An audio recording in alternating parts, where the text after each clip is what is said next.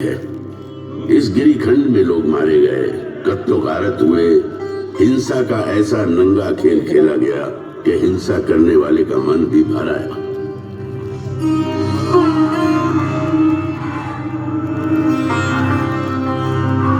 हैवानियत के बीच इंसानियत फिर से पैर जमाने लगी। हिंसा के खिलाफ अहिंसा की मजबूत जड़ें पहाड़ी चट्टानों, अंधेरे जंगलों, उफनती नदियों और महासागरों को चीरती सरहद पार तक फैल गई। और इसी धरती से इंसानियत का नया स्वर इस गिरिखंड से टकरा समस्त विश्व में गूंज उठा। समस्त मानव मेरी संतान है।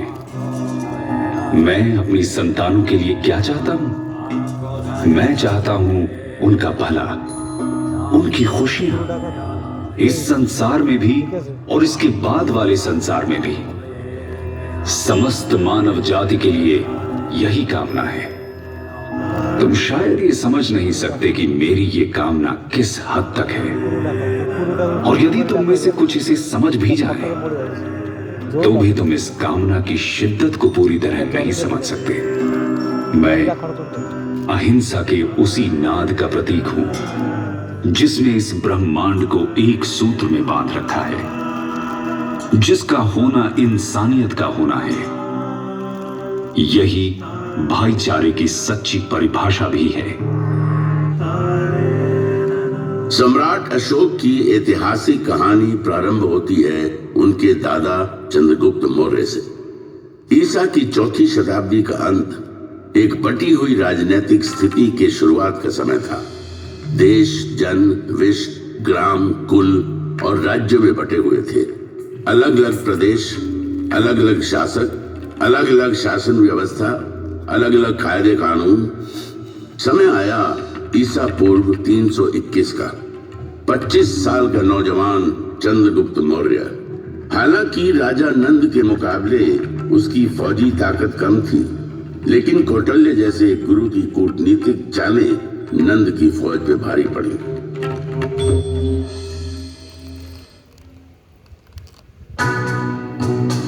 सुनो चंद्रगुप्त, तुम्हें अगर नंद का समूल नाश करना है तो धैर्य से काम लेना होगा, और जैसा मैं कहता हूं वैसा ही करना होगा।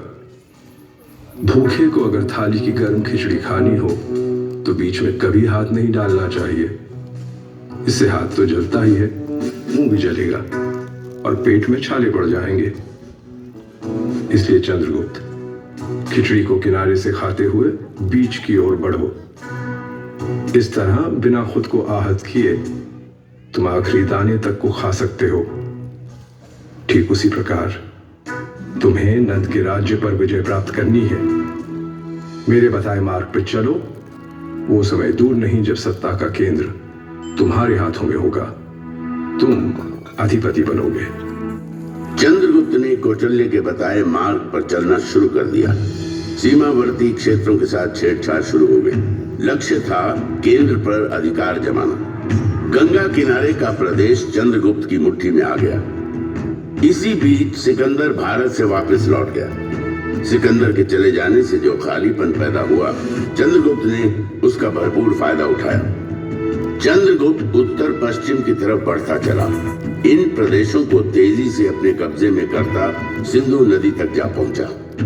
उसकी नजर सिंधु पार के इलाकों पर थी, लेकिन वहां शासन था सिकंदर के सेनापति सेल्यूकस निकेटर का। चंद्रगुप्त रुक गए। उनकी नजर मध्य भारत पर पड़ी। उसने नर्मदा के उत्तर में स्थित प्रदेशों को अपने कब्जे में ले लिया, लेकिन सिंधु पार के इलाकों को अपनी मुट्ठी में करने की चाहत अभी भी दिल में कसमसा रही थी। साल था ईसा पूर्व 305 का। चंद्रगुप्त सेल्यूकस से जा भिड़ा।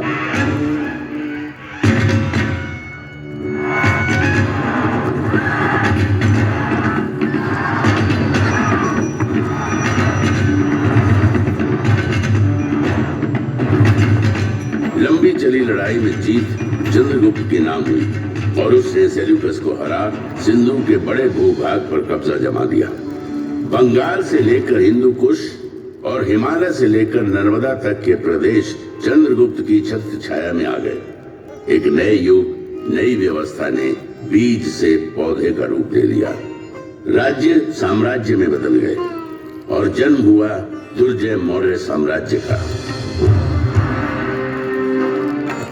ऐसा कहते हैं कि अपने जीवन के अंतिम काल में चंद्रगुप्त मौर्य जैन सन्यासी बन गए। अपना साम्राज्य अपने पुत्र बिंदुसार को सौंप जैन मुनियों के साथ दक्षिण की ओर चले गए तथा जैन रीति के अनुसार अनाहार द्वारा अपने जीवन का त्याग कर दिया। चंद्रगुप्त के बाद बिंदुसार ने विशाल मौर्य साम्राज्य की बागडोर अपने हाथों में ले ली। चंद्रगुप्त के साम्राज्य विस्तार का सपना बिंदुसार का सपना बना। उसने दक्षिण पर आक्रमण कर मौर्य साम्राज्य का विस्तार सुदूर दक्षिण में मैसूर तक कर दिया। उसने बंगाल की खाड़ी और अरब सागर के बीच के समस्त प्रदेशों को जीतकर मौर्य साम्राज्य के अधीन कर लिया। भारत के विशाल भूभाग पर मौर्य के रथ की विजय पताका लहराते दौड़ने लगी। लगभग सारा उपमहाद्वीप मौर्यों के कब्जे में आ गया। सिर्फ एक क्षेत्र था जो अब भी उनकी पहुंच से बाहर था। वो था पूर्वी तट कलिंग। कलिंग आजाद अविजित था। उसने विजयी मौर्य रथों को अपनी सीमा में घुसने नहीं दिया था।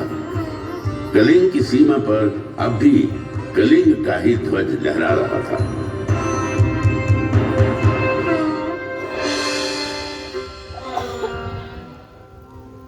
बिंदुसार की कई पत्नियों में से एक थी धर्मा। उसी के गर्भ से जन्म लिया बालक अशोक ने। अशोक के जन्म और उसके पराक्रम की भविष्यवाणी महात्मा बुद्ध ने पहले ही कर दी थी। एक ऐसा राजा इस धरती पर जन्म लेगा जो पराक्रमी होगा, धर्म ध्वजा को थामेगा और धर्म के विचार को सागर पार तक ले जाएगा। भविष्य अशोक की राह देख रहा था। अपने कई भाइयों में छोटा अशोक मेधावी था। गुरुओं की बताई बातों को फौरन समझ लेता। शस्त्र चलाने का खेल उसे खूब भाता था। दुश्मन के वार से किस तरह बचना है, शत्रु को कैसे अपनी तलवार के नोक के नीचे लाना है, ये कला उसने बचपन में ही सीख ली थी। शस्त्र कला के अभ्यास में वो अक्सर अपने बड़े भाई सुसीम को परास्त कर देता था।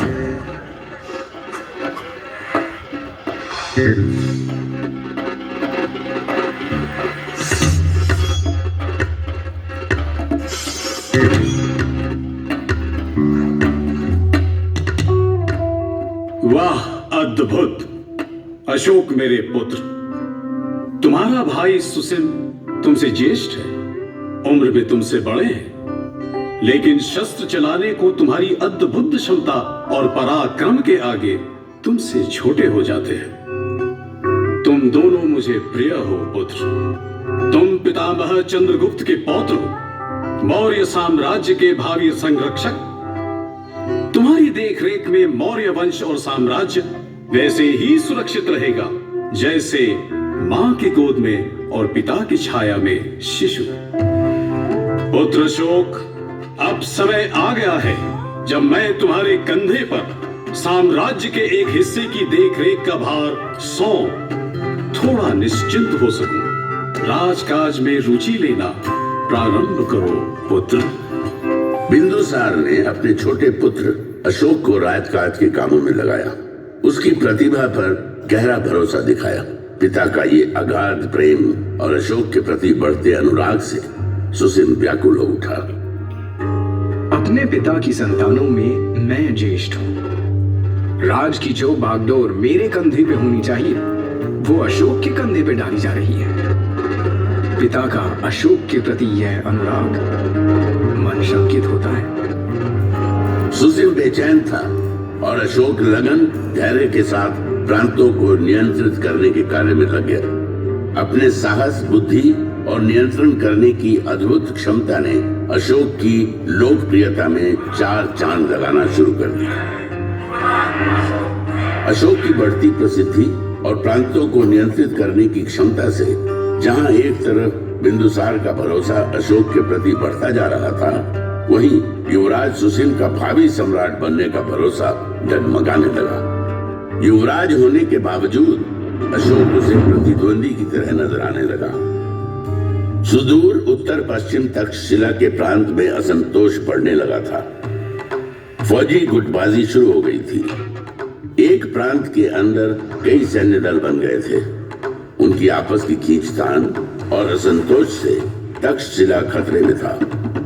सुसिम के लिए यही अवसर था जब वो अशोक को पिता बिंदुसार की नजरों से दूर कर सकता था। सुसिम ने इस अवसर का भरपूर फायदा उठाया।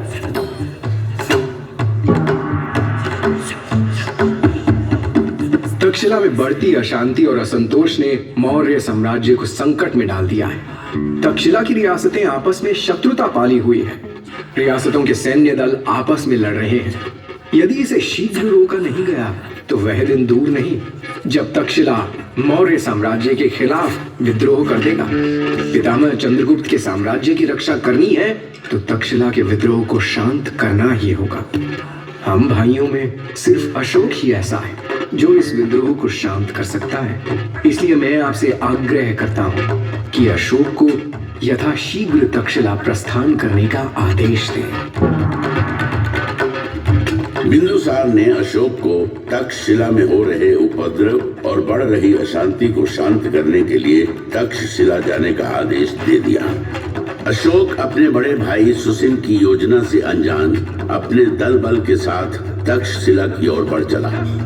अशोक ने पाटलिपुत्र से तक्षशिला आज के सिंध प्रदेश तक की लंबी यात्रा तय की। अशोक की व्यवहार कुशलता, उसकी बहादुरी और राज चलाने की उसकी नीति से तक्षशिलावासी पहले से ही परिचित थे। अशोक के तक्षशिला आगमन को वहां के लोगों ने बड़े उत्साह और खुले हृदय से लिया।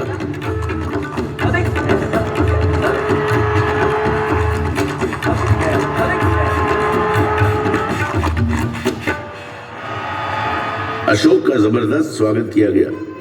तक्षशिला की धरती पर न घोड़े दौड़ाए गए, न तलवार चली, न ही लहू बहा। अशोक के आगमन और उसकी व्यवहार कुशल राजनीति ने आपसी उपद्रव मनमुटाव को बिना किसी युद्ध के शांत कर दिया। तक्षशिला की सफलता की खबर जब पाटलिपुत्र पहुंची तो सम्राट बिंदुसार का सर और गर्व से भर उठा। अशोक के प्रति स्नेह, अनुराग और आस्था महाराजा बिंदुसार के हृदय में बस गई। यही सुसिम के लिए चिंता की बात थी। सुसिम को उसकी अपनी सत्ता हिलती नजर आई। अशोक को अपने रास्ते से हटाना सुसिम का एकमात्र लक्ष्य बन गया। सुसिम ने अशोक के खिलाफ महाराज के कान भरना शुरू किए। महाराज बिंदुसार को अशोक के विरुद्ध करने के लिए जितने प्रयोजन हो सकते थे सब किए। सुसिम युवराज था, मौर्य साम्राज्य का भावी शासक। उसका इस प्रकार सोचना बिंदुसार को चिंतित किए जा रहा था। सुसिम की बातों में भविष्य के खतरे की गंध आ रही थी। बिंदुसार ने अशोक को अपने से दूर भेज दिया। अशोक को देश निकाला मिल गया। क्रोध और घृणा से भरा अशोक अपने भाई सुसिम की योजना को भली भांति समझ चुका था। अपने हृदय में धधकती ज्वाला को दबाए अशोक मौर्य साम्राज्य से बाहर निकल गए।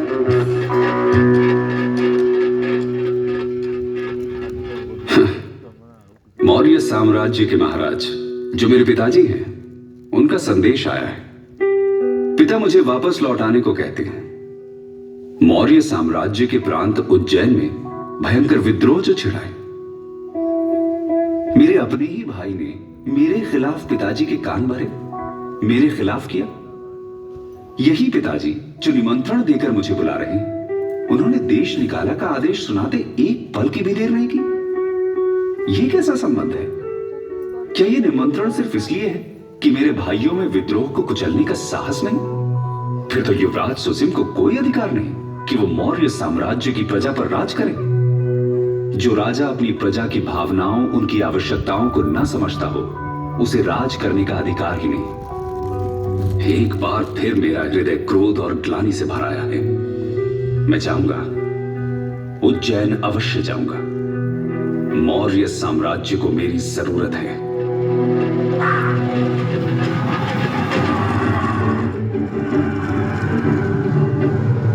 अशोक की जोरदार वापसी हुई। अपनी पूरी ताकत, हौसले और सैन्य बल के साथ उज्जैन के विद्रोह को कुचलने अशोक निकल पड़ा। उज्जैन में घमासान मचा। अशोक ने अपनी पूरी शक्ति लगा दी। विद्रोह को पूरी तरह रौंद दिया गया। विद्रोही मारे गए। मौर्य साम्राज्य की हिलती नींव और गहरे धंसती चली गई। जैनी के इस संग्राम में अशोक को चोट आई। घायल अशोक के उपचार में वैद्य लगा दिए गए। इन्हीं में एक थी बौद्ध सन्यासिनी देवी। दिन रात अशोक की देखभाल में लगी थी। देवी के संपर्क ने अशोक का परिचय बौद्ध धर्म और विचार से कराया। धर्म का विचार अशोक के मन को छू गया था। देवी का अनुराग और उसका संपर्क उसे भाने लगा। आगे चलकर अशोक ने देवी के अनुराग और उसके प्रति अपने लगाव को वैवाहिक रूप में बदल दिया। अशोक उज्जैनी के प्रशासन में लगे थे। उधर पाटलिपुत्र में उनके पिता बिंदुसार बीमार मृत्यु शैय्या पर पड़े संघर्ष कर रहे थे। पिता पुत्र दोनों संघर्षरत थे। दोनों ओर संघर्ष था। संघर्ष था जीवन का।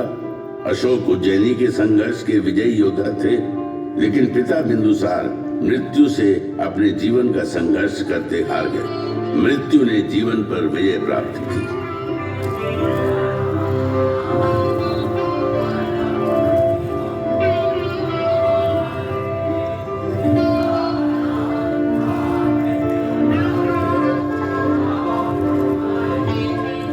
पिता से दूर पिता की मृत्यु के समाचार ने अशोक को पुनः नए संग्राम में ला खड़ा किया। धूल के गुबार उठने लगे। मन में दुख करुणा का बवंडर सा उठ खड़ा हुआ। कई तरह के प्रश्न आपस में टकराने लगे। प्रश्न था आने वाले समय के मौर्य साम्राज्य के गौरव का। पिता नहीं रहे, मुझे पाटलिपुत्र लौट जाना होगा। पितामह चंद्रगुप्त और पिता बिंदुसार के विशाल मौर्य साम्राज्य के भविष्य पर पुनः अनिश्चय के बादल मंडराने लगे हैं। मौर्य साम्राज्य का शासन अपने ज्येष्ठ भाई सुसिम के कमजोर हाथों में चला जाने दो। राजकाज से दूर मैं चला जाऊं घने अंधियारे जंगलों। सुसिम के हाथों में मैं मौर्य साम्राज्य के विनाश को देख रहा हूं। काल, तूने मुझे पुनः मझधार में ला खड़ा किया है। मेरा जीवन संघर्ष और उठा पटक का चक्र बनकर रह गया है। इससे मुक्ति नहीं। अशोक को साम्राज्य के भविष्य की चिंता थी। कई तरह के प्रश्नों ने आ घेरा था। वे उसमें उलझते चले जा रहे थे। तभी राधा गुप्त के नेतृत्व में अशोक को चाहने वाले मंत्रियों की एक मंडली आई।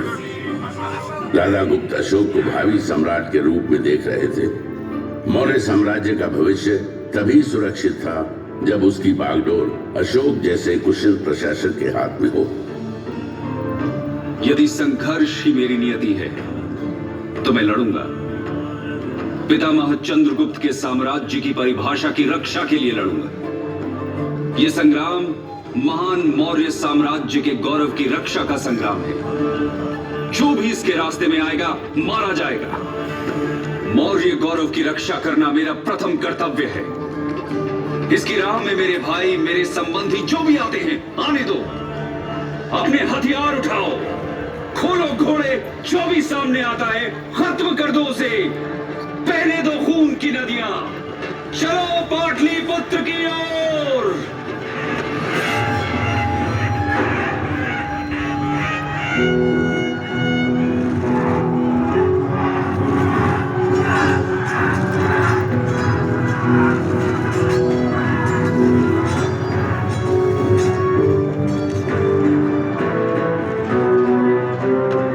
भयंकर मारकाट मची। खून बहे। जो भी सामने आया मारा गया। अशोक ने साम्राज्य की खातिर अपने सभी भाइयों का कत्ल कर दिया। सुसिम मारा गया। मौर्य साम्राज्य का गौरवशाली मुकुट अशोक ने अपने माथे पर धारण किया। जीवन संघर्ष ने अशोक के मोम जैसे हृदय को पत्थर सा बना दिया था। इस हृदय में दया नहीं थी। करुणा का कतरा कतरा सूख चुका था। पाटलिपुत्र की गद्दी पर बैठने के साथ ही अशोक ने साम्राज्य विस्तार के लिए एक के बाद एक कई लड़ाइयां लड़ी। युद्धों का ये सिलसिला लंबा चला, लेकिन एक प्रदेश अभी भी था जो अशोक की पहुंच से दूर था। वो प्रदेश था कलिंग प्रदेश। कलिंग अभी भी उसकी पहुंच से दूर था। कलिंग नरेश राजा अनंत चंद्रमा की जय। कलिंग नरेश राजा अनंत चंद्रमा की जय। कलिंग आजाद था, पराधीनता उसे स्वीकार न थी। उत्तर भारत के समस्त राज्य अशोक के कब्जे में आ गए थे। पूरब में बंगाल और दक्षिण में कृष्णा नदी तक उसका साम्राज्य फैल चुका था। कौटिल्य के अर्थशास्त्र के अनुसार अशोक की राजधानी पाटलिपुत्र उस समय दुनिया के सबसे बड़े नगरों में गिनी जाती थी।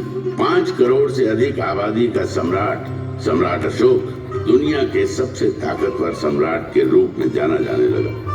विजय जिसके माथे पर लिखी थी, जो अविजित था, अजय। सिर्फ कलिंग का प्रदेश था जो उसके विजेता होने को चुनौती दे रहा था। कलिंग का इलाका जहां एक ओर स्थल मार्ग से जुड़ा था, वहीं दूसरी ओर सामुद्रिक मार्ग से भी। इसलिए राजनीतिक और सामरिक दृष्टि से वो महत्वपूर्ण बना हुआ था। दूरदर्शी अशोक दक्षिण भारत पर अपनी बेहतर पकड़ बनाने के लिए कलिंग को अपने अधिकार में करने के महत्व को भली भांति समझ रहे थे।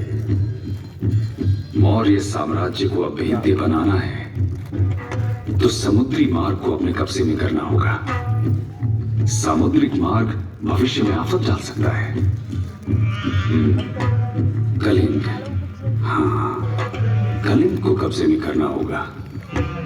कलिंग विजय भूमार्ग और जलमार्ग दोनों पर विजय लेकर आएगी। अशोक ने कलिंग के विरुद्ध युद्ध की घोषणा कर दी। अशोक के अश्वारोहियों और पैदल सैन्य बलों ने कलिंग को घेर लिया। जबरदस्त किलेबंदी की गई। देश के बाकी हिस्सों से कलिंग का संपर्क टूट गया। अशोक को लगा कि कलिंग जल्द ही घुटने टेक देगा, लेकिन कलिंग वासी स्वाभिमानी थे, स्वतंत्र विचारों के, स्वतंत्रता प्रिय थे।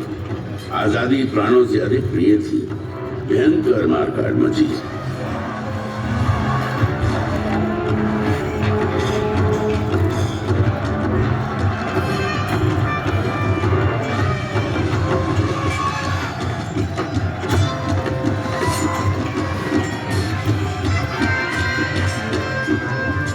कलिंग का यही प्रदेश संग्राम का केंद्र बना।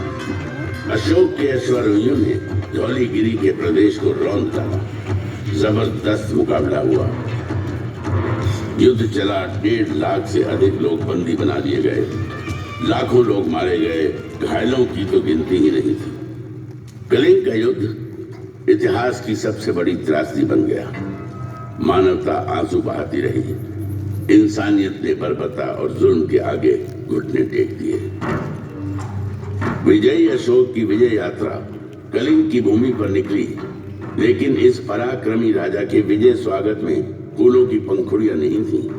स्वागत में थे कटे पिटे शव, अपने पतियों की मौत के शोक में विलाप करती स्त्रियां, लहू से कीचड़ बनाए राजमार्ग, शवों के विशाल ढेर, चील, गिद्ध, भेड़िए और सियारों के संवेद गीत। अशोक का हृदय दुख, करुणा और ग्लानि से भर उठा।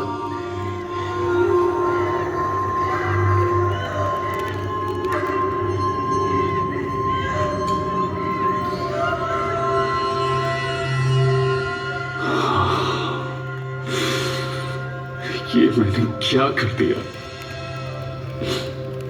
मैं तो निकला था विजय करने कि कलिंग की भूमि मेरा स्वागत करेगी, एक विजयी राजा की तरह। फूलों की वर्षा, चंदन और कुमकुम से मेरे माथे पर तिलक होगा। अरे मेरे कर्म, मेरे मस्तक पर तिलक की जगह रक्त रंजित कीचड़ पुता। मेरे स्वागत को पीछे मुर्दा शरीर, कटे हुए मानव अंगों के ढेर, सियार और भेड़िए गा रहे हैं विजय गीत। वातावरण में सिर्फ दुर्गंध, मुर्दा शवों की दुर्गंध। क्या यही है मेरी यश भूमि? यही है मेरा पराक्रम? यदि विजय है ये, तो पराजय क्या? ये विजय है या पराजय? न्याय है या अन्याय? ये वीरता है या कायरता? क्या निरपराध बच्चों और स्त्रियों की हत्या ही वीरता है? मैंने जो किया है, क्या यही है मेरा साम्राज्य विस्तार और सहिष्णुता? किसी के पति मारे गए, किसी के पिता, किसी के बच्चे, तो किसी के घर पर हुआ हमला। मुर्दा शवों के ढेर थे। क्या किया मैंने? ये विजय प्रतीक है या पराजय की बू? ये मंडराते गिद्ध, चील और कौवे संदेश वाहक हैं उस दुराचारी की मृत्यु के जिसने ये कर्म किए। प्रभु, मुझे शांति कहां मिलेगी? मेरे प्रभु, अपनी शरण में ले लो ईश्वर, अपनी शरण में ले लो, मुझे थाम लो। प्रभु, शांति चाहिए मुझे, मेरे प्रभु, शांति चाहिए।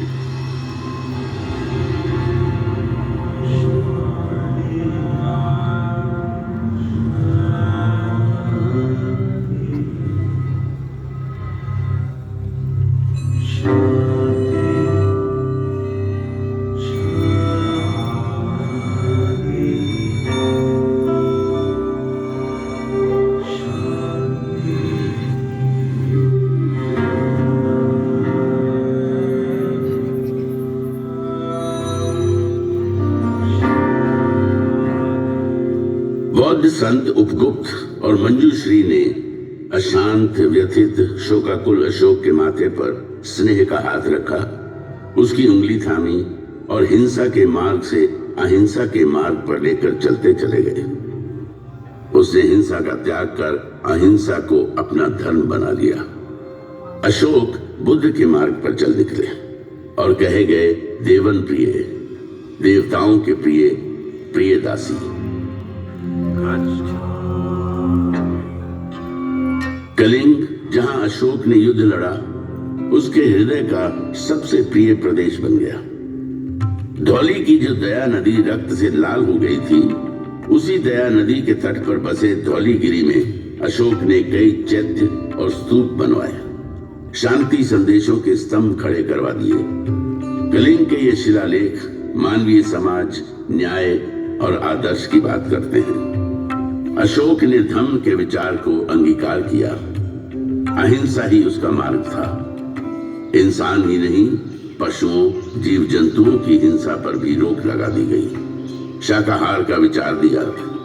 जाति पाति के भेद खत्म कर दिए गए। लोक कल्याण और जनहित उसके शासन के मंत्र बन गए। सड़कों पर मैंने बट वृक्ष लगवाए हैं जो पशुओं और मनुष्यों को छाया देंगे। प्रत्येक 9 मील की दूरी पर मैंने आम के बागीचे लगवाए और कुएं खुदवाए हैं, विश्राम गृह बनवाए हैं, कई प्याऊ बनवाए हैं। मैंने ये सब इसलिए किया है कि मेरी प्रजा धम्म के अनुसार आचरण करे।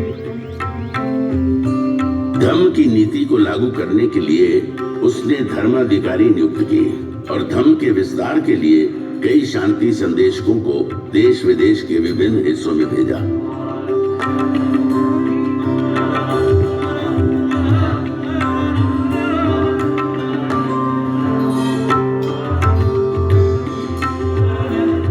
Sri Lanka, Nepal, Thailand, Egypt, Syria और मैसेडोनिया के इलाकों में अशोक के शांति दूत अहिंसा के विचार को लेकर गए और बुद्ध के विचार का प्रसार किया।